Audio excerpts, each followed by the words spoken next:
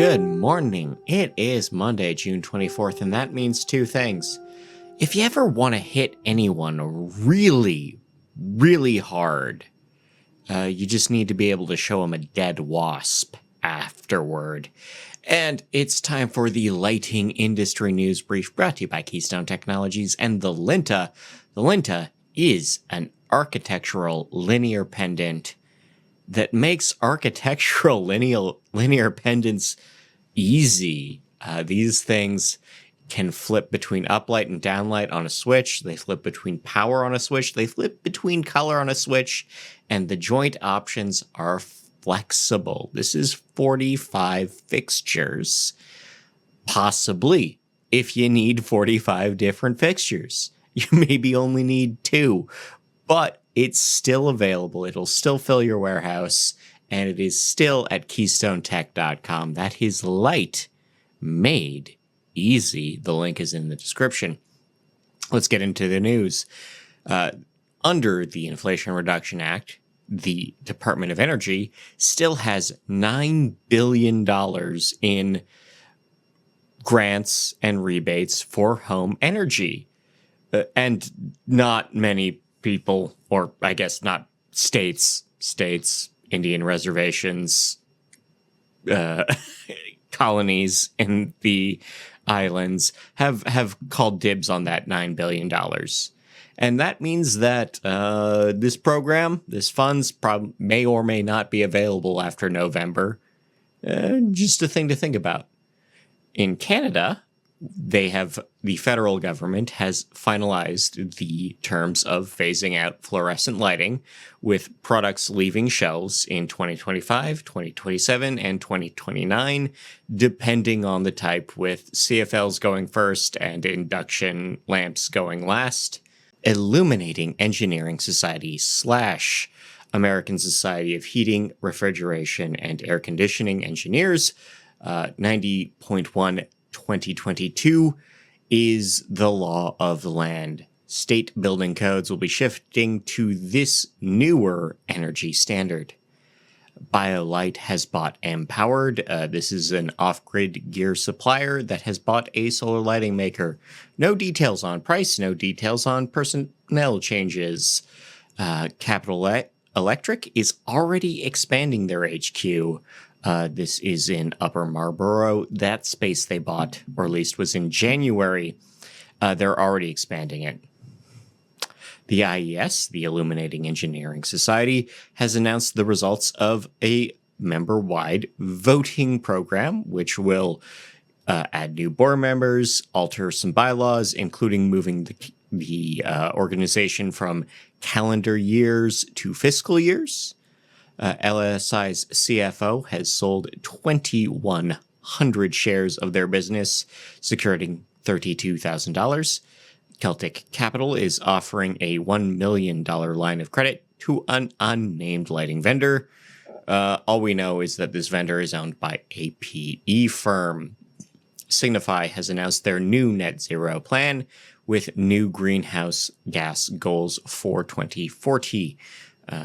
On Get a Grip on Lighting, you can hear about horticultural lighting. Quick update, because I don't think they've spoken to anyone in horticultural in about 5 years. Glamox has announced their net zero plan, with gases being cut by 2045. The Dallas Market Center has named their showrooms of the year. The ceremony itself was actually on opening day of Light Ovation.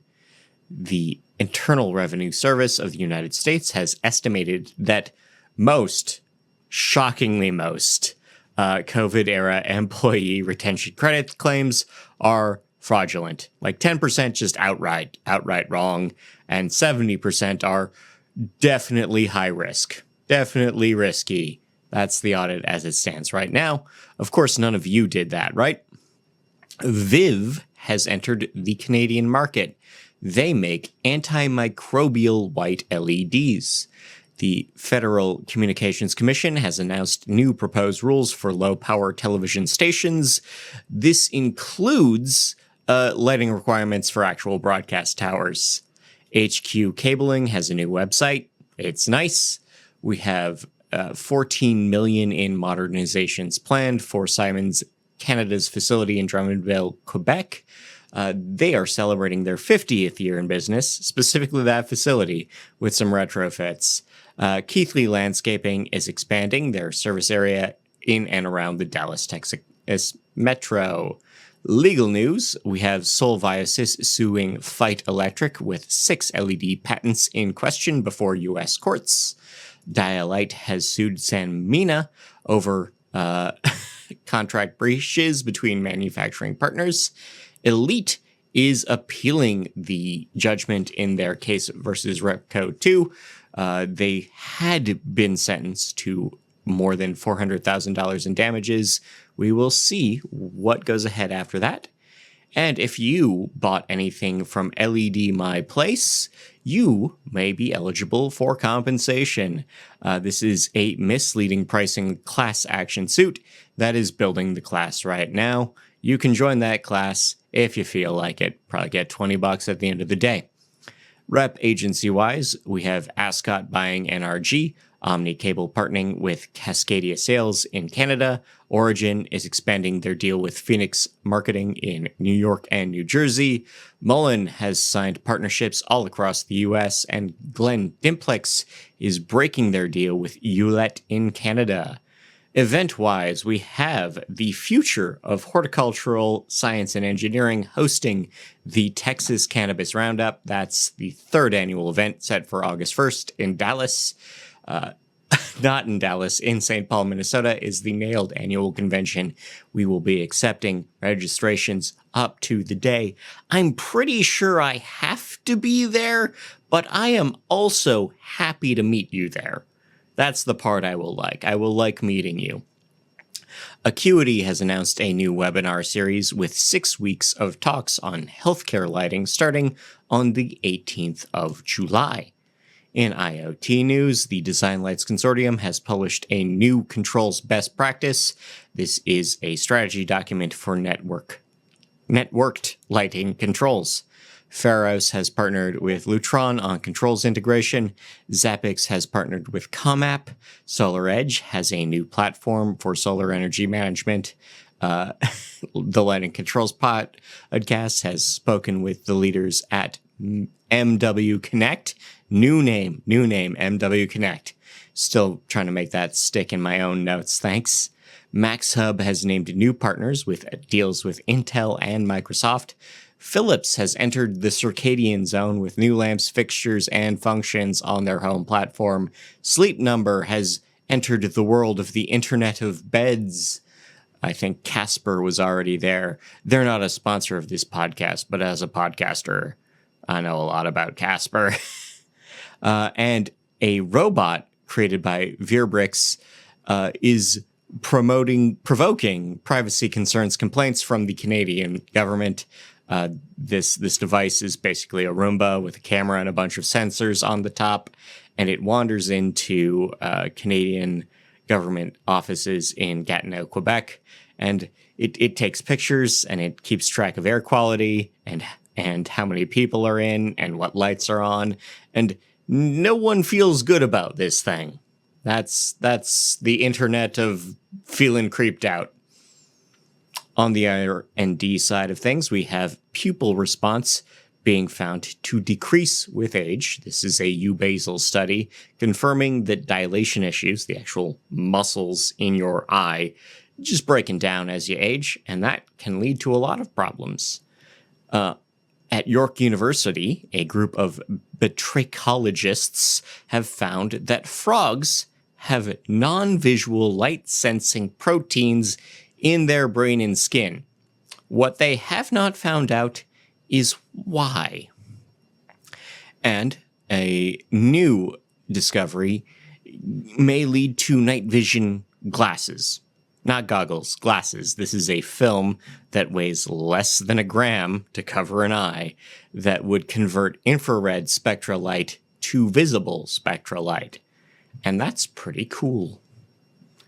On the dark side of what we do, we have the American Lighting Association, the National Electrical Manufacturers Association, and Dark Sky International partnering on creating a spec for fixtures. We'll see how that goes. It's probably a good idea. Light at night has been associated with type 2 diabetes again. You make riskier decisions when you are suffering from circadian disruptions. Speaking of circadian disruptions, they've been linked with retinopathy in Alzheimer's patients. The deserts of Chile, which are home to a great number of observatories and perhaps one of the better protected groups of observatories in terms of legal protections for darkness and night, they're still struggling with light pollutions from nearby mineral mines, and we'll see how that goes. Bruneau Dunes Park in Idaho has been recognized by the DSI. The Royal Astronomical Society has published a condemnation of space marketing, which is to say advertising in space or projected onto objects in space. This is still illegal under the Treaty of Space, the United Nations Space Treaty, but just a reminder, still probably a bad idea. Florida Wildlife has released their turtle nest counts for the year. We have a conference paper on optimizing strategy for astronomy tourism. RestoringDarkness.com itself, the podcast, has interviewed Laura Ellman, a state senator talking about legislating darkness restorations. We have 5,000 light fixtures swapped on the grounds of Grand Canyon National Park. We have lights out in Doylestown, PA. We have disorientation affecting a single loggerhead turtle. It was killed by a vehicle operator in Anna Maria Island, Florida. Jeffersontown, Kentucky residents are raising concerns over lighting at a proposed shopping center. Speaking of proposals, a new Latter-day Saints temple in Fairview, Texas, includes dimmable directed lighting as part of their proposal.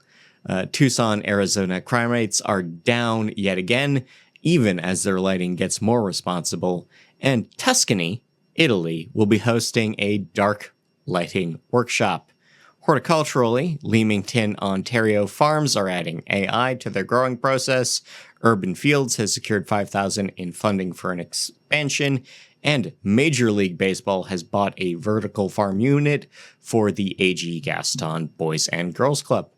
And sports news beyond the MLB thing I just mentioned, 3 venues for the World Cup of Cricket are switching to LED. In recommended reading, all these links on nailed.org. We have how the cannabis business is changing in Germany, 5G for sustainability, what local law 97 in New York City is doing for emissions. We have a case study at Tinker Air Force Base. We have specifying emergency lighting under new standards. We have lighting for robots, a how-to guide, a recap of the American Institute of Architects Conference. We have Cavils expanding globally. We have the Worship Facility podcast talking about networking and lighting. Because if you want to know what's going on in lighting controls, I tell you, you have to go to church. And I mean a big one. A big one. The biggest one in your town. That's what you want. That's what you need to know. We have rep agents visiting Cree and what the end of Amazon actually looks like. In local news, however, we have $122 million in projects launching in schools across the state of New Jersey. We have $41 billion in transportation projects in Idaho. We have $32 million to improve the Port of Cleveland. We have $10 million in grants for Ohio State Fairgrounds. Not just the state fair, but also fairgrounds in the state. County fairgrounds will be receiving new lighting as well. We have $1.7 million in grants for downtowns in Vermont. Rhode Island is planning mini grants for outdoor public projects. We have new loans for schools in Missouri.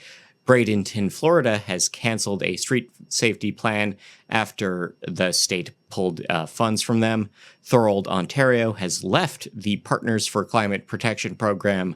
We have new grants for Garfield County schools. We have Salisbury, North Carolina, closing a study or a survey from citizens as to what CCT they would like their street lighting to be in. In Oklahoma City, the police have caught copper thieves in the act, allegedly. Middle Tennessee State U is adding more lighting after security complaints. Nurses at the University Medical Center of New Orleans, Louisiana, are asking for more lighting after security complaints. Moose Jaw, Manitoba's hospital has received donations for new lighting in their surgical suites. Foley, Alabama, is adding uplighting to trees. The San Francisco, California mayoral debate was paused due to a lighting issue. And in Florida, a group of Floridians completed a protest of bridge lighting programs in Jacksonville on the 19th, and in Sarasota, a different group of Floridians are planning a protest of bridge lighting policies soon. In international news, we have a UK helicopter factory signing a lighting as service deal with Signify, getting free lamps for 10 years. South Africa has launched a national free basic electricity program. We have free home energy assessments going forward in New Zealand. Legrand is opening 25 new stores in India. We have Light Up Co. partnering with Racom Japan. And Digital Shine has picked a new supplier for LiDAR modules for their train yards and railway stations. In People News, Michael McAllister is now the president of Blingle, the entire operation. Dr. Troy Flanagan has joined the advisory board at Skyview. Mark Eckroth has been named the national spec sales manager at Globalux. Nomi Barbero has been named the coordinator of the international,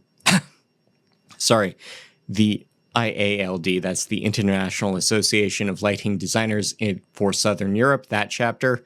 Tammy Miller's run for the governor of North Dakota has come to an end, and circadian lighting advocate Ed Russell has been awarded the Order of the British Empire. That is 2 down from a knighthood. I'd had to check that. He's not Sir Ed yet. He could be. He could still be. In things you can make a cool appearing cane lightsaber. You can build a smart ring. You can have a sun tunnel / solar lamp made from old Coca-Cola bottles. You can build an LED matrix and enclosure or a laser harp. Until next time, I've been Scott Wachter. I want to thank you for your time. Thank you for your attention. Thank you for a review. Thank you for a recommendation. Thank you for a comment. And thank you for perusing all of our partners. That's Light Efficient Design. That's Espen. That's ETI. And that is Leadvance. But until next time, enjoy your week and enjoy the music.